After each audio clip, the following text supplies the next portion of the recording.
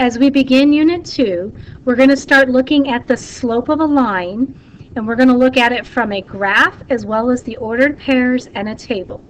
So we are beginning Unit 2, so your title across the top of your notes is 2.1, Slope as a Rate of Change. Our goal and objective is to find the slope from a graph, from a list of ordered pairs, as well as from a table. When your objective is complete, go ahead and move on. The first thing we need to know when we are trying to find the slope of a line from a graph, number one, always start at the lower point. Number two, slope can be expressed as the expression rise over run. That means we're going to pick 2 points on the graph and we're going to rise from one point to the other, and then we will run either left or right to get to the second point. It will always be written as a fraction. The fraction can then be reduced, but we do write it as a fraction to begin with because it is rise over the run.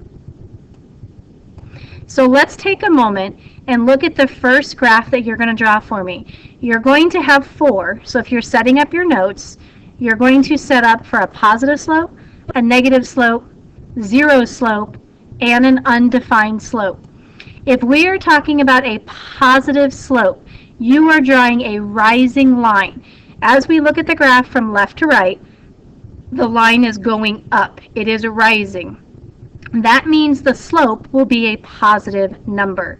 So an example of a slope could be rise 2, run 3. So that could be a slope of 2/3. The next type of graph would be negative. So if positive is going up, that means negative is going down. We will also call these falling lines. The line is falling as you look at it from left to right. The slope for a falling line will be negative because you're not rising, you're actually falling from one point to the next.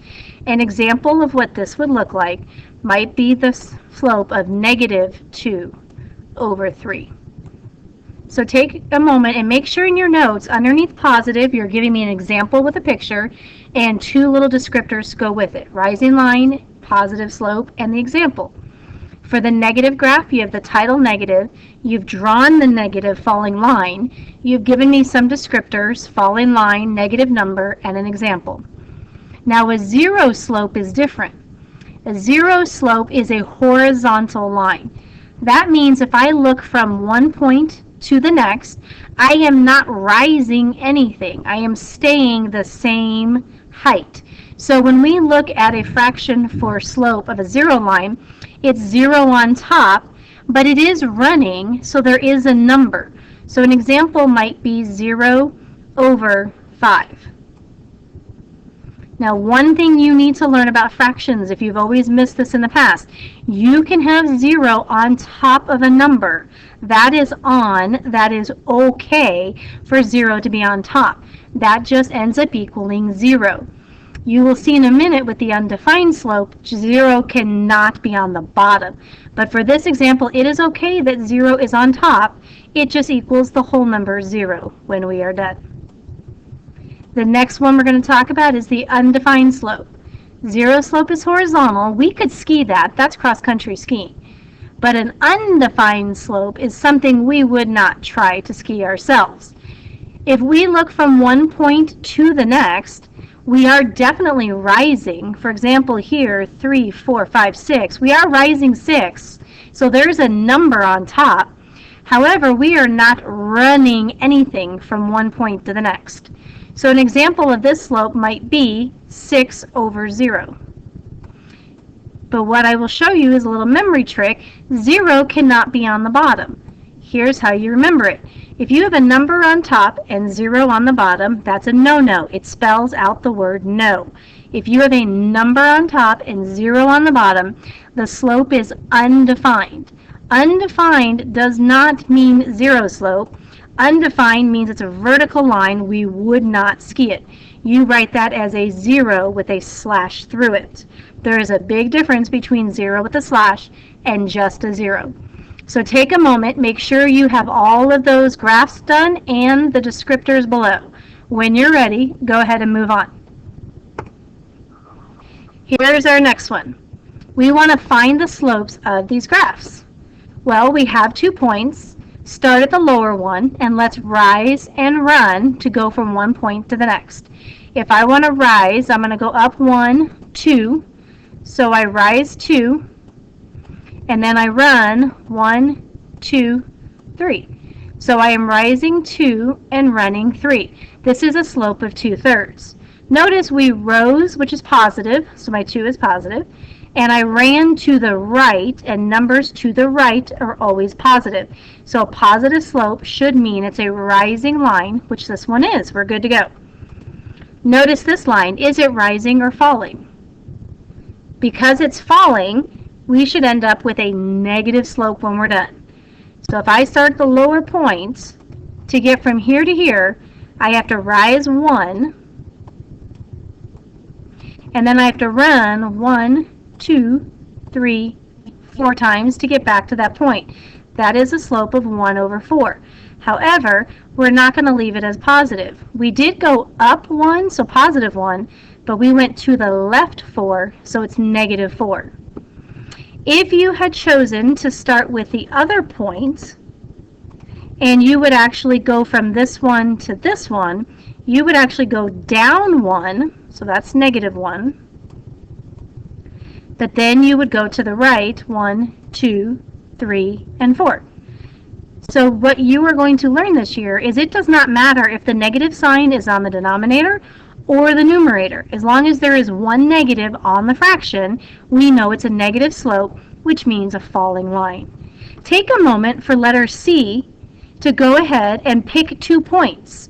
When you pick them, you want to pick ones that are right where the intersection of whole numbers are to make your life easy. I would not pick this point on the line right here because it's not at a nice, neat intersection. I'm going to go with this point, and this one looks pretty close. So if I'm going to rise and run, I rise 1, 2, 3, 4, 5, 6, 7, 8. So I'm rising 8. And the question is, how many am I running? 1, 2, 3, 4, and 5. So that's rise 8, run 5. Now, it is a rising line, so I do need to just double check and make sure that my slope is positive. It's positive 8/5. You could change it to 1 1/3 as a mixed number, but I would rather you keep it as an improper fraction because this really represents rise and run as a ratio or rate, and we want to leave it as a fraction. Please do not change it. If you chose 2 different numbers, it is still possible that you have the correct answer. If we do 8 divided by 5 and get its decimal answer, and you take your fraction and divide it, you may get the same decimal answer. You did not have to pick the same points I did. I just went with the ones that would have whole number answers and be easier for me to count. So make sure you have those graphs drawn as well as written down their slopes. Here is the slope formula. If I give you 2 points instead of a graph, because we don't always get a graph in life, we have a formula. And here's how you would read this formula. It says m is equal to. Now remember, m is the symbol used for slope. The way we calculate the slope is we take the y value of the second point minus the y value of the first point. So that's y sub 2 minus y sub 1. That is all over the x from the second point minus the x from the first point. So if you want to see an example of what that looks like, if I had the point 2, 5, and I had the point, let's say 3, 1. If I want to follow this formula, I'm going to take the second y number, which is this one, minus the first y number, which is this one, 1 minus 5. Then the formula says take the x from the second number, so here's the x from the second number, 3, minus the x from the first number, which is this one. If I were to finish this now, on top, 1 minus 5 is -4. On the bottom, 3 minus 2 is 1. -4/1 would be the slope. If we want to simplify it to just -4, that is fine also. It is a negative slope, which would mean a falling line. Take a moment, make sure you have the formula written down. You've even written this example to show yourself that this is x from the first point and y from the first point. This is x from the second, y from the second. So let's take a moment and practice. The first thing I would do is I would label. This is the first point, so this is the x from the first point and the y from the first point. That's what those little sub 1s mean. This is my second point. So this is my x value from the second point, and this is my y value from the second point. So when I go to follow this formula, I want to do y sub 2. That's my y sub 2 right here, -3. Minus, because the formula has a minus. Now I want y from the first point, 4. All over. Now let's do the x from the second minus x from the first. Here's x from the second, 2. Be careful, the formula has a minus sign, so there's my first minus. But the x sub 1 that I'm subbing in now is also a negative number, so there's -3. Please be very careful that it's minus a negative. So let's go ahead straight across the top, -3 minus 4. They're both negative, so we're going to keep it negative and add them up, -7. On the bottom, we have 2 minus -3. There's an expression called keep, change, change. Keep the first number the same, change it to adding, change it to the opposite sign. Anytime we have a minus sign, you're going to keep, change, change. Now 2 plus 3 is 5. So there's our slope, -7 over 5. That is a negative slope, which would mean a falling line. Take a moment, look at this next question, see if you can set it up correctly. I'm going to pause so you have a moment to work. Come back and check yourself when you're done. How did you do? Did you sub it in -1 minus -1? So there's my -1 minus -1 all over the x's, 2 minus -3. Remember, keep, change, change. This would become plus plus, which is just +1. Keep, change, change. That would become 2 plus 3. On top, -1 plus 1 is 0. 2 plus 3 on the bottom is 5. Yes, we can have 0 on top of a fraction. That is okay to have 0 on top. It does equal 0. Can you visualize from a couple slides ago what kind of line has a 0 slope? It's not rising, it's not falling, it is a horizontal line that would have a 0 slope, just so you visually have that in your head.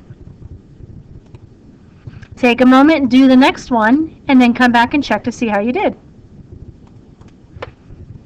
As you come back, did you set it up correctly? -3 minus 4 is -7. -2 minus another -2. When you simplify your signs, keep, change, change, that's -2 plus 2, which is 0. 0 is on the bottom. That's a no-no. That means it's an undefined slope. Can you visualize what kind of line has an undefined slope? Hopefully in your head, you're able to visualize that is a vertical line. Now, the next thing we want to be able to do is find the average rate of change, which is slope, from a table. Remind yourself that time usually goes on the x-axis, distance goes on the y. So when we see this table, 3 is matched up with 11. After a time of 3, we have gone a distance of 11. After a time of 6, we've gone a distance of 20. So when time was 6, the distance was 20, and so on. When the time was 9, the distance was 29. I would like you to see that a table is really just a way to organize coordinates of points. So now if I would like to find the slope, which is m equals, my slope is equal to, I need to pick 2 points. I can pick any 2 points I want. I personally like smaller numbers, so I'm going to pick this point and this point. You could pick the first point and the last point, and we should still end up with the same slope. So if you really want to test me on that, go ahead and pick two different points. I'm going to do the second y, which is 20, minus the first y, which is 11, all over the second x, which is 6, minus the first x, which is 3. If you're getting a little tripped up on which one is which, take a moment before you start and remind yourself. This is the x and y coordinate of the first point, so that's x sub 1 and y sub 1. This is the x and the y coordinate from the second point, so that's x sub 2 and y sub 2. So coming back here to solve, 20 minus 11 is 9, and on the bottom 6 minus 3 is 3. If I simplify 9 over 3, I will get 3. So the slope is 3. If you chose two different points, when you simplified and reduced, did you get the same slope as 3? Take a moment for the next example, write out the table in your notes, pick 2 points, and calculate the slope. Come back when you're ready. How did you do? No matter which 2 points you chose, when you got done and you reduced your fraction, you should end up with a slope of 105. I chose the first point and the second point, so I did the second y number, 210, minus the first y number, 105, all over the second x, 2, minus the first x, 1. So that is 2 minus 1 on the bottom, which is 1. 105 over 1 is 105. If you chose any other 2 points on here, you could have chosen the second and the third.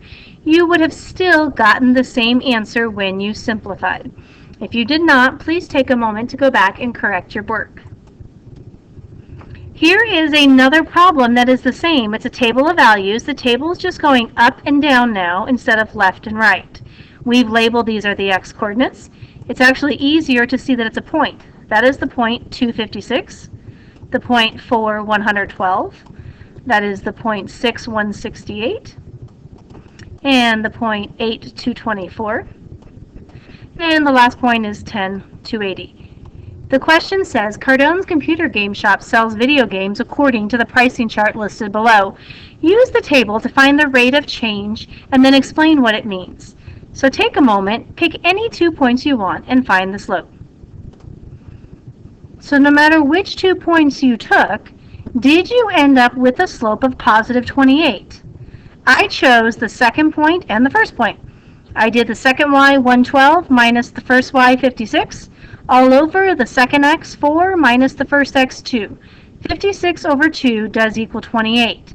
It does say explain the meaning. Well, remember, this is rise over run, subtract the y's on top, subtract the x's on the bottom. Well, the y's was our cost, money, so notice I labeled money for the numerator. The denominator is the number of games, because notice x was games. So we subtracted the y's or money across the top, so my units is money across the top. We subtracted the number of games, x, across the bottom, so that is why games is on the bottom. This unit rate means it's $20 for one game. Last one, how are you doing? Mr. Kilburn collects mathematician and scientist trading cards. The table below shows the number of stamps and how much they cost. Use the table to find the rate of change and explain what it means. How did you do? Did you see that it's $5 per card? I chose the second point, 630, and I chose the first point, 315. I subtracted my y's on top, 30 minus 15 is 15, and then I subtracted my x's, 6 minus 3, which is 3. 15 divided by 3 equals 5. That is $5 per card. So I am hoping by now you are comfortable finding the slope, whether it's from a table, or you're finding it from 2 given points, or you are finding the slope from the graphs. We need to be able to find the slope from graphs, tables, and from the tables. Tables, graphs, and the 2 points, excuse me. If you are uncomfortable with any one of those 3, take a moment, go back and rewatch that part of the video so that you are comfortable.